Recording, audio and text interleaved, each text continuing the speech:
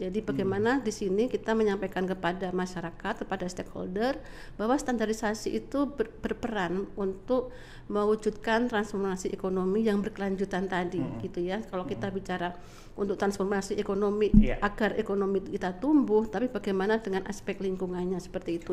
Tentunya kita berterima kasih kepada stakeholder yang mempunyai komitmen terkait dengan kegiatan standarisasi dan penilaian sesuai seperti itu.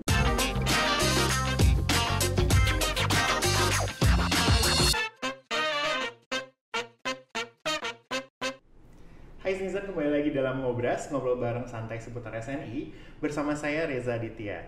Edisi kali ini akan agak spesial karena kita akan membahas topik yang bisa dibilang ini penting untuk dunia standarisasi dan penilaian kesesuaian dan juga BSN, yaitu salah satu acara besar di bulan November kemarin baru kita laksanakan, yaitu Bulan Mutu Nasional. Tema BMN kemarin itu adalah standarisasi untuk transformasi ekonomi yang berkelanjutan. Nah, acara kemarin itu sukses melibatkan lebih dari 3.000 stakeholder di berbagai sektor. Bersama saya spesial banget yaitu Ibu Nur Hidayati atau yang biasa akrab disapa dengan Ibu Inung. Beliau merupakan Direktur Penguatan Penerapan Standar dan Penilaian Kesesuaian BSN. Halo Bu Inung. Halo Mas Ganteng. Tuh jadi tambah grogi nih Bu. Iya, saya grogi. Gimana Bu, sehat Bu? Alhamdulillah. Maaf suara saya agak bindeng. Agak bindeng nggak apa-apa Bu. Makasih Bu udah meluangkan waktu Ibu untuk ngobrol sama aku hari ini Bu. Kita akan tadi yang udah aku bilang di awal, kita akan fokus ngebahas tentang pelaksanaan BMN 2024 nih Bu. Mungkin bisa di-share nih Bu untuk netizen semua secara singkat ya Bu. Apa sih Bu pencapaian BMN 2024 ini, terus apa yang spesial gitu Bu dari BMN tahun ini Bu? Siap, ya makasih Mas Reza dan Citizen yang saya hormati, tentunya saya banggakan. Jadi kalau kita cerita mundur dulu, Bulan Mutu Nasional itu, jadi sejarahnya itu sebenarnya setiap tahun BSN itu sudah menyelenggarakan Bulan Mutu Nasional itu sejak BSN berdiri, bahkan sebelum BSN ada itu Bulan Mutu Nasional sudah diselenggarakan. Jadi awalnya itu di tahun 1986 ketika Menteri Tenaga Kerja waktu itu Pak Sudomo ya itu menggagas ya terkait dengan bulan November itu sebagai bulan produktivitas. Jadi bulan produktivitas. Setelah itu inisiasi beliau ada namanya Bulan Mutu dan bulan produktivitas seperti itu. Nah, kemudian inisiasi itu disambut baik juga oleh Pak Menteri Riset dan Teknologi waktu itu Pak B.J. Habibie selaku Ketua DSN Dewan Standarisasi Nasional. Waktu itu BSN belum ada ya. Jadi melalui Pak Habibie kemudian menggagas Bulan Mutu Nasional itu, yang kemudian karena BSN itu penggagasnya juga Pak Prof. B.J. Habibie melalui DSN, kemudian itu diikutsertakan terus di BSN sendiri. Sejak BSN itu ada juga ada selalu Bulan Mutu Nasional. Ketika saya pertama di BSN pun sudah ada, tapi namanya beda-beda. Ketika saya tahun 2001 itu ada konvensi mutu nasionalnya seperti. Jadi kemudian itu menjadi selalu ada. Jadi memang Bulan Mutu Nasional itu sebagai puncak acara kegiatan terkait dengan standarisasi dan penilaian kesesuaian seperti itu, dan itu sebagai capaian untuk kita juga mendeliver terkait dengan kegiatan standarisasi isu-isu seperti itu, sehingga setiap tahun juga kita punya topik ya, punya topik atau tema terkait dengan Bulan Mutu Nasional itu sendiri. Jadi kalau tahun ini untuk Bulan Mutu Nasional itu kita gabungkan. Kalau dulu tuh ada namanya Hari Standar Dunia dan Bulan Mutu Nasional. Karena Hari Standar Dunia itu kan 14 Oktober, kemudian Bulan Mutu di November. Nah, kemudian namanya Hari Standar Dunia, Hari Standar dan Bulan Mutu Nasional digabung ya. Nah, tahun lalu Hari Standar Dunia itu dirayakan dengan event HTCA, Herudi Technical Committee Award. Nah, untuk tahun ini kegiatannya digabung. Jadi semua kegiatan terkait dengan standarisasi itu digabung di Bulan Mutu Nasional. Jadi ada HTCA yang dulu konferensi mutu itu kita sekarang namanya adalah INASIS Indonesia Standardization Youth Summit. Oh, Youth itu Summit, memang oke. untuk generasi Untuk generasi muda muda, ya, Bu? standarisasi Oke. seperti itu. Kemudian kalau yang HTCA itu memang karena terkait dengan Komite Teknis Pengembangan ya? Standar. Jadi ada apresiasi atau penghargaan untuk Komite Teknis Pengembangan Standar yang memang berkinerja baik seperti itu. Kemudian kita ada dulu namanya Seminar Nasional, kemarin kita sebut namanya juga ganti ya, Indonesia Standardization and Conformity Summit ya, seperti itu. Jadi ada perbedaan, tapi intinya juga ada talk show-nya seperti itu dengan tema yang relevan dengan tema BMN 2024. Kemudian sama SNI Award sebagai puncak kegiatan untuk penganugerahan para penerap SNI seperti itu. Oke. Tadi kan ini di awal aku udah sempat nyebutin juga nih Bu, tema tahun ini gitu kan. Terus tadi Ibu juga nyebutin tema tahun ini gitu kan.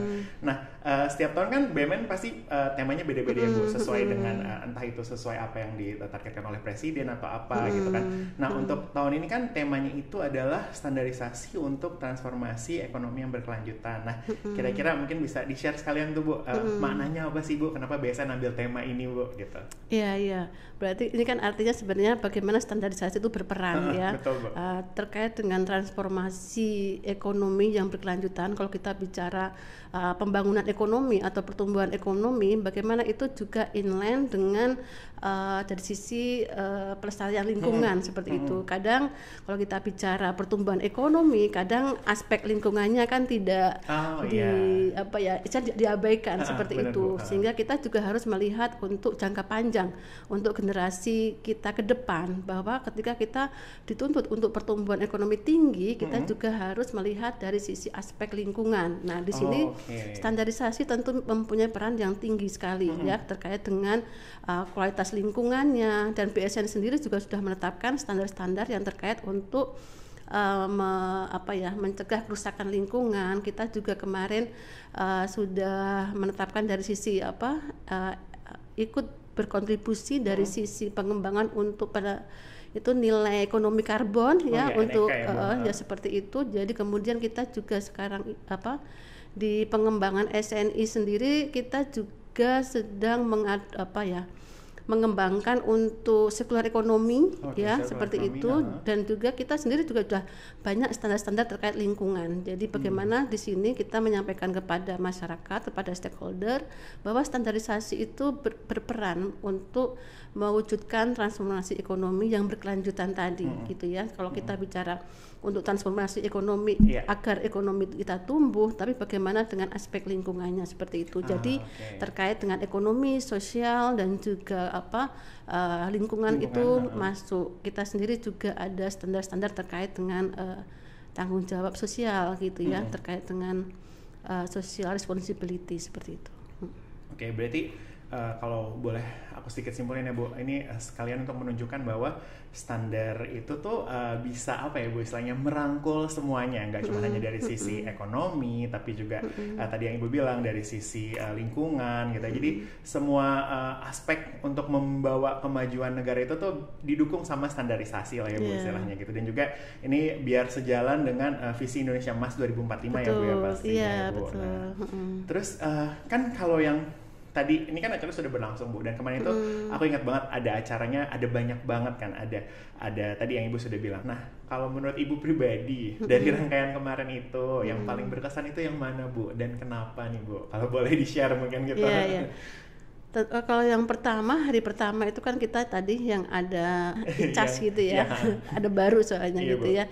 Itu kita luar biasa sekali karena yang hadir tuh di luar perkiraan kita juga. Kita mengundang itu targetnya 1.000, tapi yang hadir adalah hampir 1.500 karena kursi itu sampai kita menambah gitu ya. Jadi animo masyarakat terkait dengan isu atau topik mengenai standarisasi itu cukup tinggi seperti itu. Jadi itu yang bagus bagi kita tentunya BSN, bagaimana standarisasi menjadi strategik buat stakeholder seperti itu ya. dan banyak yang berharap bahwa bisa dalam bentuk online karena banyak stakeholder di daerah itu yang mereka nggak bisa hadir seperti itu. Nah mungkin ke depan kita bisa menggabungkan hybrid dengan online meskipun memang itu butuh sumber daya yang lebih seperti itu ya. Jadi memang ke depan mungkin akan lebih baik seperti itu. Kemudian terkait dengan yang kalau berkesan sih semua berkesan ya. Terus kita sekarang ini kan juga di bulan mutu nasional stakeholder ikut serta. Jadi kemarin kita didukung juga kegiatan dari KKP Kementerian Kelautan Perikanan. Mereka ikut dalam talk show acara side event di hari kedua dan juga BSSN mereka ikut juga ada workshop seperti itu, kemudian dari PTB PTB dari Jerman, kemudian juga ada KCL ya dari Korea. Nah kemudian juga ada ALSI ya, Asosiasi Lembaga Sertifikasi, mereka juga ikut berkontribusi di kegiatan tersebut. Tentunya kita berterima kasih kepada stakeholder yang mempunyai komitmen terkait dengan kegiatan standarisasi dan penilaian sesuai seperti itu. Dan untuk SNI Expo kita sendiri memang akan terus perbaikan bagaimana keterlibatan dari para pelaku usaha penerap SNI itu semakin tinggi di ajang SNI Expo ini. Itu harapannya ke depan tentunya seperti itu. Ini menarik nih Bu. Tadi kan Ibu sempat nyebutin memastikan ke depannya akan lebih banyak lagi yang bisa bergabung gitu kan, akan lebih banyak lagi UKM yang bisa ambil peran gitu kan. Mungkin bisa nih Bu sekalian sedikit di-share gimana caranya BSN gitu ya memastikan bahwa rangkaian BMN kemarin itu tuh benar-benar memberikan dampak nyata bagi peserta. Nah kan biasanya kan kalau orang habis ikut suatu acara kan mereka pastinya ada yang pengen kayak apa sih dampak nyatanya buat saya ke depannya gitu. Nah kira-kira apa sih Bu mungkin strategi yang kemarin dipakai BSN sehingga acara BMN kemarin itu bisa memberikan dampak nyata bagi peserta khususnya stakeholder seperti UMKM, industri dan juga pemerintah gitu Bu. Iya. Ya kalau dampak secara langsung kita tuh juga pinginnya ya kita tidak hanya sekedar event-event saja yang memang secara untuk branding bagus juga untuk BSN sendiri dan juga dari sisi kita mengingatkan kembali terkait isu-isu mengenai standarisasi kepada stakeholder tentunya. Tapi apapun itu yang kita lakukan harus berdampak kepada masyarakat seperti itu ya. Jadi memang kalau kita bicara dampak tentunya kita juga perlu ada survei kepada mereka apa sih yang mereka manfaat dari peserta, tidak hanya sekedar mendapatkan e-sertifikat misalnya seperti itu. Kadang mereka mintanya e-sertifikat ketika bicara seminar atau talk show seperti itu. Tapi bagaimana itu juga akan berdampak. Harapannya memang kalau kita bicara untuk kegiatan-kegiatan yang misalnya INASIS seperti itu, nanti juga harapannya dengan perguruan tinggi, dengan para mahasiswa, dengan dosen, mereka bisa banyak berkontribusi dengan kegiatan standarisasi gitu ya. Karena sekarang ini juga banyak program-program terkait dengan standarisasi di generasi muda, di mahasiswa. BSN juga melaksanakan kompetisi standarisasi untuk generasi muda. Kemudian untuk stakeholder tentunya ketika kita bicara untuk komite teknis pengembangan standar, bagaimana mereka juga kemudian ada award ya, ada awarding, ada penghargaan seperti itu juga harapannya ketika yang belum atau yang belum mendapatkan itu menjadi pemicu untuk mereka berkinerja lebih baik lagi seperti itu. Nah kemudian kalau kita bicara SNI Expo ya tentunya itu sebenarnya juga ajang untuk mempromosikan ya produk-produk ber-SNI kepada masyarakat. Kadang masyarakat belum paham kalau ini SNI ini tidak. Nah itu sebenarnya juga sebagai ajang untuk mempromosikan. Nah harapannya teman-teman para penerap SNI yang ikut dalam Expo itu mereka juga merasakan manfaatnya ya dan mereka mendapatkan keuntungan gitu ya. Tapi kita juga belum dapat data ketika mereka adakah transaksi, karena beberapa juga ada transaksi di situ gitu ya. Dan kalau kita lihat teman-teman UMKM yang ikut dalam SNI Expo kemarin juga banyak ada transaksi seperti itu, tapi kita belum lihat jauh mana, pastinya kita akan terus memperbaiki, dan kita juga meminta masukan kepada mereka seperti apa atau keharapannya ke depan begitu, agar SNI Expo itu lebih meriah dan pengunjung juga lebih banyak dan mereka mendapatkan keuntungan dari pameran itu, seperti itu.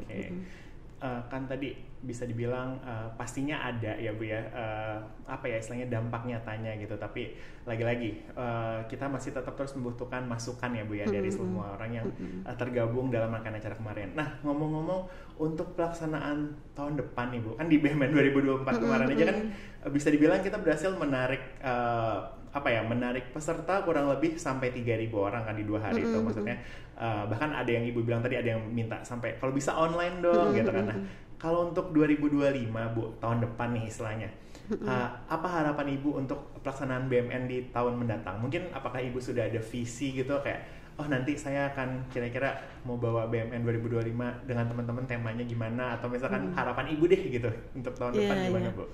Kalau tahun depan dari sisi pelaksanaan memang lebih baik kalau kita bicara pelaksanaan itu perencanaannya kan lebih lama ya. Jadi betul. Di Januari kita sudah tetapkan, BSN sudah menetapkan tempatnya di mana, tanggalnya berapa, itu sudah fix gitu ya. Jadi ada persiapannya cukup panjang gitu di awal tahun. Kemudian kalau tema sudah ditetapkan lebih bagus lagi, kemudian kegiatannya ya, kegiatannya. Dan kita kan juga akan istilahnya menghimbau kepada stakeholder, kementerian lembaga terkait atau BUMN atau swasta untuk bergabung dalam kegiatan Bulan Mutu Nasional, agar Bulan Mutu Nasional itu tidak hanya BSN karena ini milik semua ya, milik Indonesia. Jadi itu yang mungkin akan kita promosikan, kita sosialisasikan kepada kementerian, lembaga, instansi BUMN maupun swasta seperti itu. Jadi kalau tema mungkin kita harus mengacu juga ke program kabinet Merah Putih ini, prioritasnya ke arah mana. Kita juga tahun ini kan kita di 2025-2029 kita akan punya renstra baru gitu ya, dengan mengacu ke RPJPN dan RPJMN 2025-2029 seperti itu, dan kita akan mengacu ke sana. Nah, mungkin prioritas di 2025 nanti kemana, nanti kita nunggu dari sisi pimpinan gitu ya. Iya betul. Jadi pokoknya kita akan kalau istilahnya dari BSN ini akan terus berusaha untuk sinergi ya Bu dengan pemerintah dari kementerian lain, dengan stakeholder supaya bisa sesuai dengan apa yang sudah direncanakan oleh pemerintahan yang sekarang, presiden yang sekarang, dan juga bisa istilahnya memberikan manfaat untuk stakeholder juga. Nah, ini tadi menarik nih, Ibu kan sempat bilang supaya di BMN kedepannya BSN bisa terus memperkuat kolaborasi dengan stakeholder. Nah, kalau menurut Ibu nih, apa yang harus ditekankan mungkin atau apa yang harus diperkuat supaya kolaborasi dengan stakeholder itu tuh nantinya jadi makin kuat, dan juga kalau bisa menjadi fondasi pembangunan nasional gitu Bu, khususnya standarisasi gitu Bu. Gimana nih Bu kira-kira Bu? Ya, itu kuncinya memang dari awal kita sounding ke stakeholder, ke instansi, lembaga atau BUMN untuk kegiatan ini gitu ya, karena mereka juga biar bisa merencanakan dari sisi anggaran, karena anggaran mandiri oleh mereka kan, jadi mereka harus juga merencanakan dari awal. Kalau kita sounding di pertengahan, kadang mereka kan belum ada anggarannya seperti itu, jadi memang kita lebih baik sounding dari awal. Jadi kekuatan atau penguatan kolaborasinya memang kita harus rajin-rajin ngopi-ngopi, main-main ya, untuk pendekatan ke mereka agar mereka juga bisa terlibat dalam kegiatan standarisasi ini, terutama di Bulan Mutu Nasional ini. Dan memang harapannya juga dari Bulan Mutu Nasional itu kan puncaknya misalnya di November, tapi ada juga teman-teman kementerian lembaga dalam rangka ada juga seperti itu, misalnya Oktober mereka melakukan kegiatan event, promosi, sosialisasi dalam rangka Bulan Mutu Nasional seperti itu, meskipun mungkin tempatnya yang tidak sama seperti itu. Nah, bagaimana memang meningkatkan keterlibatan mereka, dan mereka juga paham ini ada Bulan Mutu Nasional yang milik bersama, karena sebenarnya kementerian lembaga itu kan juga banyak kegiatan terkait dengan standarisasi seperti itu. nih nggak kerasa obrolan kita sekarang nih udah mau masuk terakhir banget nih Bu. Kan kalau tadi kita udah ngebahas tentang pelaksanaan tahun 2024, terus nanti tahun depan akan seperti apa, terus bagaimana nanti kolaborasi BSN dan stakeholder. Terakhir begini Bu, pesan Ibu untuk masyarakat, mungkin khususnya untuk stakeholdernya BSN gitu ya, yang ingin berkontribusi nih Bu untuk BMN, entah BMN 2025 atau BMN kedepannya gitu, mungkin ada pesan atau ada yang ingin Ibu sampaikan gitu Bu, boleh Bu? Iya. Sebenarnya kalau untuk ikut di SNI Expo, beberapa mitra kita yang ikut di SNI Expo 2024 sudah minta ke kita agar diikut sertakan lagi di 2025 seperti itu. Tapi bagaimana tadi terkait dengan event-event kecil yang melibatkan stakeholder dari kementerian, lembaga, atau mungkin BUMN atau Bank Indonesia gitu ya. Kemarin kita juga sounding ke Bank Indonesia memungkinkan nggak ikut dalam kegiatan Bulan Mutu Nasional, cuma karena waktu terlalu mepet jadi mereka juga tidak persiapan. Mungkin kalau di sounding di awal kita pendekatan ke mereka, mereka bisa. Nah, memang kita berharap teman-teman stakeholder baik kementerian, lembaga, BUMN maupun partner-partner asosiasi industri atau juga bisa seperti itu bisa bergabung dalam kegiatan Bulan Mutu Nasional. Kita belum tahu tempatnya di mana di tahun 2025 ini, tapi paling tidak dari unit kementerian lembaga ini bisa mengalokasikan ya kegiatan-kegiatannya. Pasti mereka punya kegiatan yang event sosialisasi mengenai standarisasi. Nah, digabunglah di Bulan Mutu Nasional ini sehingga itu biar semakin meriah gitu. Gitu ya. Oke, wah ini saya pribadi jadi dapat insight lumayan banyak nih Bu, karena kan selama ini mungkin cuma taunya oh iya BMN acara BSN titik, kita ternyata enggak, karena selalu istilahnya kita di BSN sendiri selalu memantau ya Bu apakah dampaknya ada atau enggak. Jadi biar ibaratnya acara yang dilangsungkan oleh BSN ini selalu ada bentuk nyatanya ke depannya. Iya, nanti kalau nggak berdampak dimarahin sama Menpan RB. Betul, harus berdampak gitu. Harus berdampak ya benar. Oke Bu Inung, makasih banget nih Bu atas diskusi kita hari ini. Harusnya nih ya, Sneezen itu udah dapat pelajaran banyak nih tentang BMN tahun 2024 ini. Mungkin kemarin ada Sneezen yang nggak sempat datang, jangan sedih. Tahun depan BSN akan datang lagi dengan BMN 2025 yang tentunya BMN 2025 dan ataupun BMN di tahun ke depan itu pastinya merupakan salah satu ajang yang menyatukan berbagai stakeholder untuk bersama-sama mendorong transformasi ekonomi di Indonesia dan juga kemajuan di Indonesia ke depannya. Oke, nggak berasa nih ya, obrolan saya sama Bu Inung hari ini udah sampai di akhir. Terima kasih untuk Sneezen yang sudah menonton Ngobras pada edisi kali ini. Jika ada komen atau pertanyaan bisa langsung tulis di kolom komentar. Nah, kalau Sneezen yang pengen tahu lebih lanjut tentang standarisasi dan penelitian kesesuaian, bisa langsung follow media sosial BSN. Dan websitenya BSN ada di bsn.go.id. Oke, saya Reza Ditya dan Bu Inung pamit undur diri. Salam bangga memakai SNI.